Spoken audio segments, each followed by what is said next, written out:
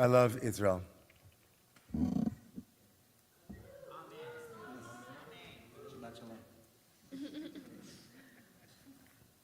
I love Israel. I always have loved Israel, and I always will.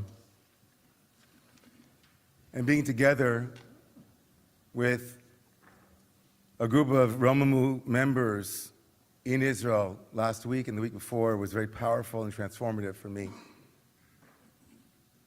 We began our mission in Tel Aviv, a hustling and bustling city known for its liberal ethos, its beaches, its great restaurants, its incredible gay and queer culture, as well as a thriving art scene. We spent part of the day volunteering in a makeshift chamal, which is a Hebrew word for a resource center. We were packing boxes with necessities for the refugees around the country that were living in hotels or in other makeshift shelters. On our second day, we made our way south, stopping in two of the towns hit the hardest on October 7th. We visited the home of Rachel, a hero in Israel. For her ingenuity, when terrorists broke into her home, she delayed the inevitable death of those in the house by offering to feed the intruders.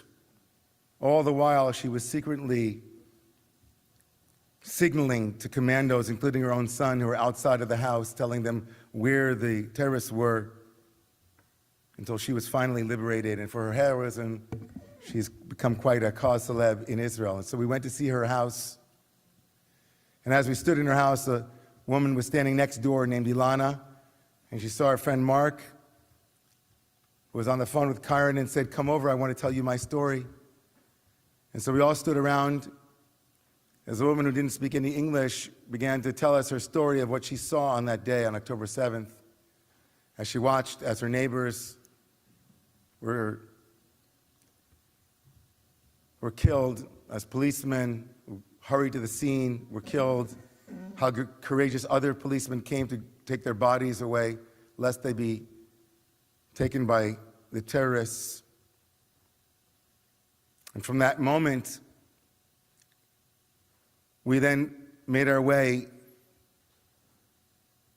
to the Nova Festival, where we walked around a modern-day Baba Yar, right in the south of Israel. Makeshift memorials and graves created for the some 347 young men and women who were mercilessly slaughtered, hiding in the trees that we drove by. The burned tires and the burned parts of the cars that were parked in the entrance still making an indelible imprint in the street beneath us. I remember vividly, as soon as I arrived, I was walking between these stakes that had been placed with pictures of those who had been at the festival.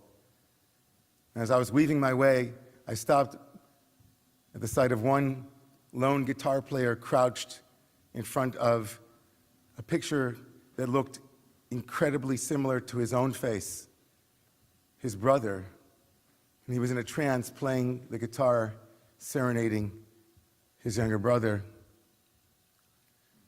Remarkable, at the scene, there was a tent with a sofer, with a scribe who was writing a Sefer Torah, writing a Torah scroll in honor of the souls that had been lost, and offering anyone who wanted to be able to write a letter into that Torah.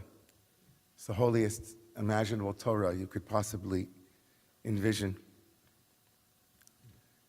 And from the Nova Festival, we made our way to another Chamal, another resource center, but this time for soldiers. The Chamal was feeding 2,000 some odd soldiers a day.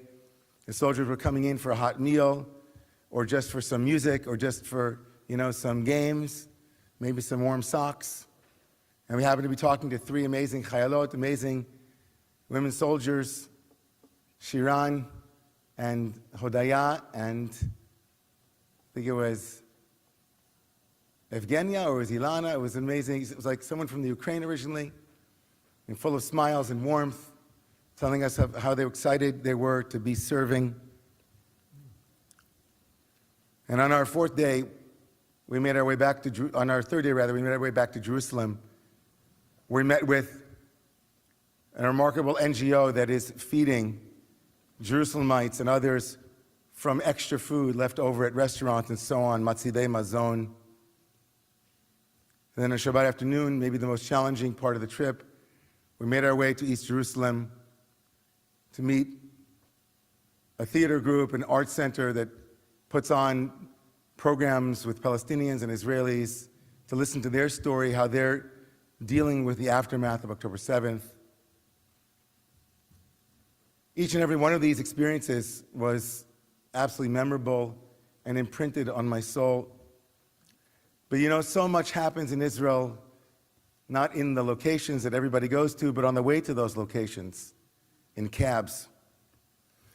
Really, talking to cab drivers, not always the most illuminating experience for sure, but definitely in this turn was very powerful for me. I have a history with cab drivers in Israel.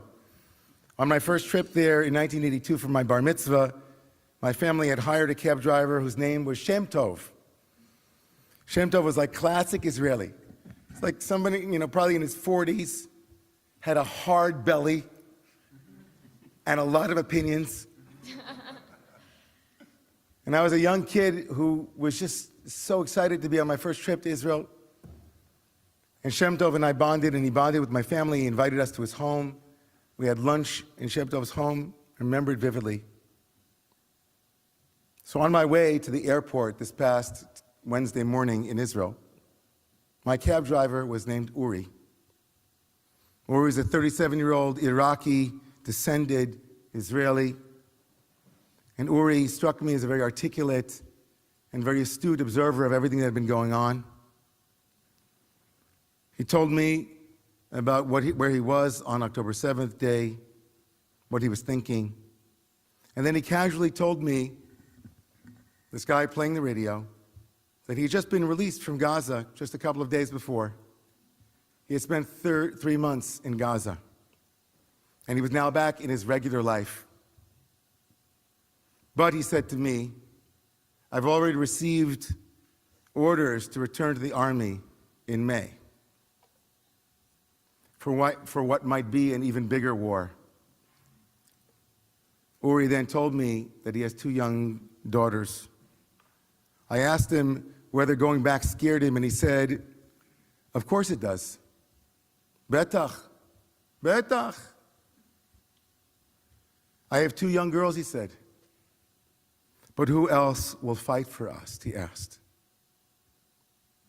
Indeed, who else will fight for all of us? Everywhere you look in Israel, you see this will to sacrifice, this recognition of a bigger cause that one is a part of, and something else as well. That though in recent years things have changed a bit, ultimately, Israelis feel we are alone again. Heroism is at the heart of Israel. It's what brought thousands of Israelis from abroad back to Israel in the immediate aftermath of October 7th, of the October 7th pogrom. It's what thousands of Israelis are doing by returning to a second and third tour of duty, even after having been wounded, some of them. Stories abound of soldiers armed with only a handgun who fought off terrorists for hours, literally saving hundreds of lives. And not only that, Israelis who can't serve feel guilty. I got a haircut in Tel Aviv on Tuesday, and my barber, Yossi, was lamenting the fact that he had had cancer years before that disqualified him from being with his friends in Gaza now, fighting for Israel. The willingness to take up arms, to run into danger, to unhesitatingly serve. It wasn't limited to one demographic in the wake of the pogrom. It wasn't one political party or one religious ideology. Everyone was galvanized and mobilized. Everyone participated.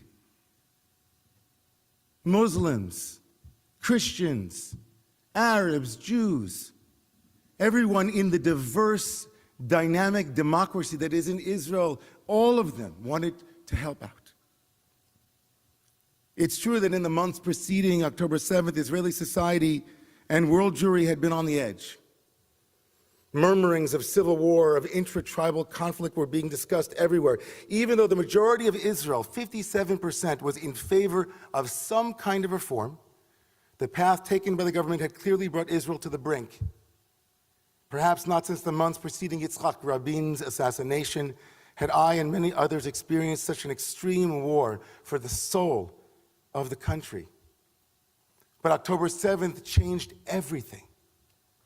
Perhaps like Rabin's assassination, we in Israel and here experienced a near-death experience.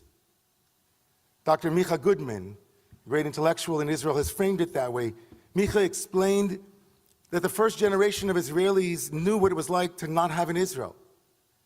But every successive generation became more and more used to the fact of Israel's existence, until the nation watched helplessly as Israel, as it had understood itself, ceased to exist for a day. In Micha's words, October 7th, there was no Israel. Israel was not there. And then he said, Israelis now see themselves as the new founders of the new Israel. They can imagine a reality that only the earliest founders could, namely a world without a Jewish army, without Jewish power. And they will never take that for granted again. At the core of what motivates parent after parent to send their child to the IDF is a recognition that what stands between Israel and daily October 7ths are the brave men and women who protect Israel from her enemies. If anything, that depressing reality became crystal clear on that horrible Black Sabbath morning, when instead of dancing with the Torah, Israelis grabbed whatever they could and ran to save friends, family, and even strangers from hell. But if 10/7 clarified for Israelis who the true enemy is, for many of us who find ourselves in liberal Jewish spaces here and elsewhere in the diaspora, public hand-wringing has dominated the discourse. The privileged Jewish community wrings its hand as it tries to make its way through what it considers a moral minefield. In the immediate aftermath of the atrocities, when the world still seemed to have clear bad guys and good guys, even in the haze of shock and disbelief, one thing seemed entirely certain: Hamas equals evil, and Israelis equal victims. But that moral arithmetic that allowed good liberals like me and so many others to distinguish between terrorism and an army built to protect against terrorists has disappeared and vanished. Shocked and disillusioned, we on the left expressed our deep disappointment, our deep disenfranchisement, our loneliness and hurt. Allies, we said, had abandoned us in a despicable way. Never would we have imagined this could happen, we said, but very few of us, if any, did our own cheshbon nefesh, internal accounting. Very few, if any, publicly acknowledged ways that we liberals were complicit in the eventual betrayal of the left. Very few, if any, publicly admitted that the rot and decay in the center of the worldview that we have championed led academics and otherwise enlightened folk to celebrate the murder of Jewish children. What's worse is that even now, with 134 people still being held by inhumane terrorists, we have Jewish leaders saying absurd things like, we must demand Israel conduct itself according to Jewish values. Demand that Israel conduct itself according to Jewish values. Anyone who has ever spent a minute with an Israeli soldier or spent a minute in Israel knows how absurd that hypocritical statement is from Senator Chuck Schumer. Anyone who spent 5 minutes discussing with a general or anyone else in Israel what it is that they are contending with at this moment, the moral ambiguities and the frustrating nuancing of what it is to fight a war against terrorists who have embedded themselves cynically amongst their own population, and the lengths that Israel goes to try its best under absurd circumstances to rid themselves of a cancer that is on its southern border. No, not to speak, of course, of what's going on in the north. Anyone who knows that for 5 minutes can feel how insulting it is, how condescending it is to people who live in Israel, who send their children to the army. I have friends and family in Israel. Are their children genocidal maniacs?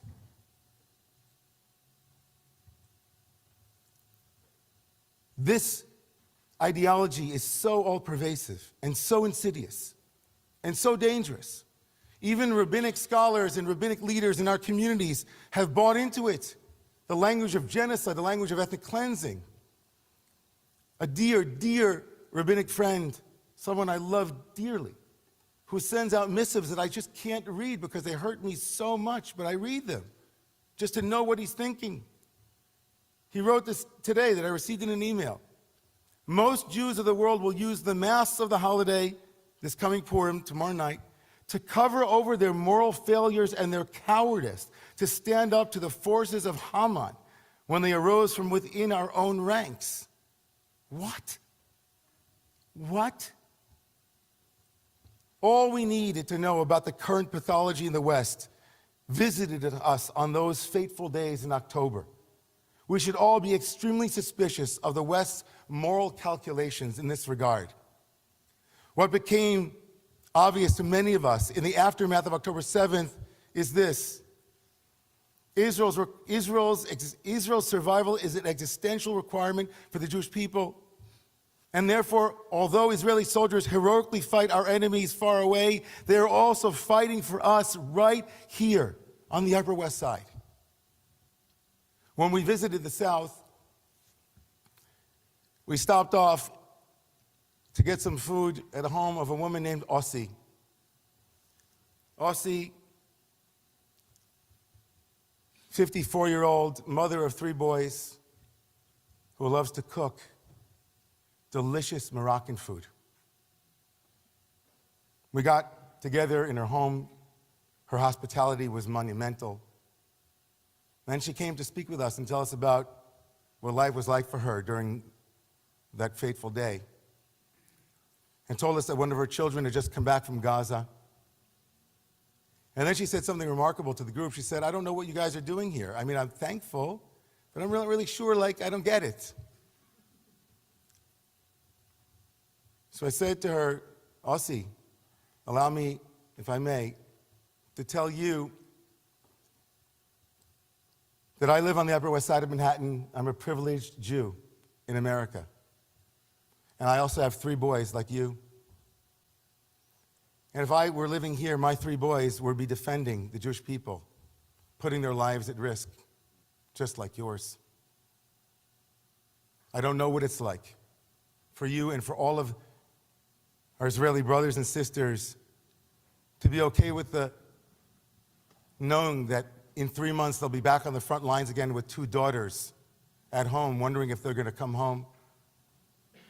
So the least I can do as an American Jew is to show up in Israel. The least I could do as an American Jew is show up and show support.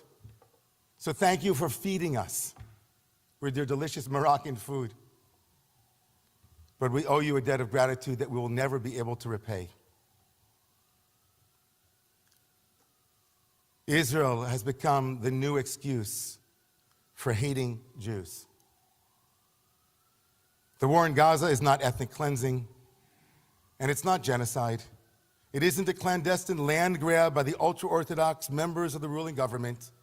The 3 young Israeli soldiers we met stationed on the Gaza border are not a part of a state-sponsored terrorist organization called the IDF, but they are heroic soldiers in an army whose purpose is to protect the inhabitants of Israel, Jew, non-Jew, Palestinian, Arab, Bedouins, all of those who live within its borders, from enemies whose sworn purpose is to cause Israeli inhabitants harm. It is extremely alarming to me to hear fellow Jews claiming this is Bibi's fault, agreeing with the esteemed Senator Chuck Schumer in his ludicrous assertion that Bibi and his government are somehow to blame for this war. If we put aside the obvious strategic blunder here, Schumer only serves to embolden Netanyahu and his base with his interference. There's a larger issue with Schumer's stance. Schumer does not speak for me or for most Israelis for that matter. Many, if not most Israelis, no longer trust Bibi. That's true. But that isn't because they feel the operation in Gaza is not just. Most, if not all, believe that it is. All of this has me thinking about Purim and this weekend. One of the core features of Purim are the two words that I used that we were singing as we started the sermon tonight. V'nafochu, reverse it, turn it over. Just when you think things are going well, things go badly in the Megillah, and just when you think things are going terribly, they somehow turn out to be great. Purim is the story of reversals. There's no greater reversal in Jewish history than the reversal that the rabbis add to the story of Purim. The rabbis in the Talmud say that one is to drink on Purim until you can't distinguish between blessed is Mordechai and cursed is Haman. For many years, I thought that wonderful, unique feature of our Mardi Gras day was to tell us to get stoned, to get lit, to have a good time, or more mystically minded, to ascend to the level of non-duality, where all things collapse. Like Rumi said, there is a field out there beyond good and evil. I will meet you there. Purim somehow became the most mystical of all of our holidays. And now I kind of read this invitation to a blurring of these distinctions in a somewhat more nefarious way. You want to know what a world is like when you can't tell the difference between Haman and Mordechai? That's a crazy world. One day we'll give you a taste. Drink a little bit so that you are so distorted that you confuse yourself between Haman and Mordechai. But that's not the way we're to live our lives 364 days of the year. Being able to distinguish between Haman and Mordechai is a crucial moral and ethical capacity. We Jews have everything to be proud of this Purim. We are in mourning, a people deeply traumatized. And we are conducting ourselves remarkably well under those circumstances, under the circumstances of a situation that we did not ask for, but that we have no right but to finish. Anyone who knows me for more than 5 minutes knows how much it hurts me, how much it pains me to think that the only way forward is to think in these terms. I lived the last 20 years of my life hoping and praying that the way that we would bring peace to the world was by meditating, by singing, by listening, by empathy, by arts, by all of the methodologies of the left. If only I understood the Palestinian narrative. So I went to Israel on encounter, and I met with Palestinians, and I did. And this time, too, we met with Palestinians. And I deeply believe in understanding the path of the other and where they come from. It's part of who I am as a human being. To not rob the other person of their own narrative, their own subjectivity, their own perspective. But something is wrong in our worldview. And we should take a moment to think about whether or not it is actually true that doubling down on what didn't work will work going forward.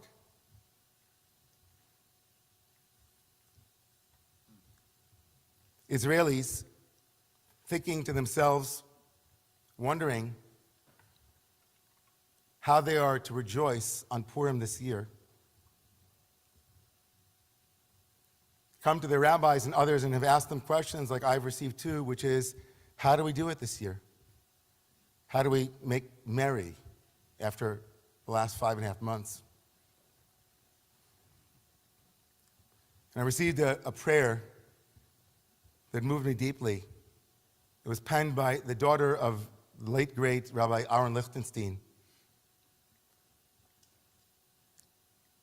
And it played on the Kol Nidre prayer. There's a tradition that Purim and Yom Kippur are connected somehow. There's like, you can hear it, right? Purim, Kippurim, Kippurim, Kippur. So using Kol Nidre, the release of vows, she wrote a beautiful prayer. And it essentially goes like this. Al data makom, al data kal, by the permission of God and the permission of this community. I come before you to ask permission this year to get a heter, to be released, to have joy, and to dance. In the name of all of those who fell, in the name of all of those who have been taken hostage, in the name of all of those who have served, we come before you this year and ask you to give us a release, to dance together, to feel unity together, to tell tales of a time when reversals meant that we were saved from almost certain death and genocide, to survive, to tell the story. I stand here today to tell you, as long as I'm a rabbi in this community, in any community, I will never, ever say anything from this pulpit that won't go through this filter in my heart. If a soldier of Israel, a heroic man or woman who carried a gun for the sake of the protection of my children here and everywhere there are Jews, were standing here in my synagogue and I said something, would they be offended? Would they be offended? And I challenge rabbis in the liberal Jewish world and beyond it, and politicians, to open their mouths only with that permission. The permission of those brothers and sisters whose lives are on the line. To my cab driver friend Uri, who is not a cab driver but a gibor, a hero. And a prayer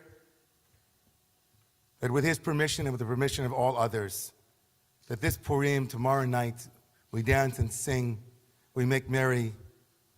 We remember one day a year we're permitted to forget who's Haman and who's Mordechai.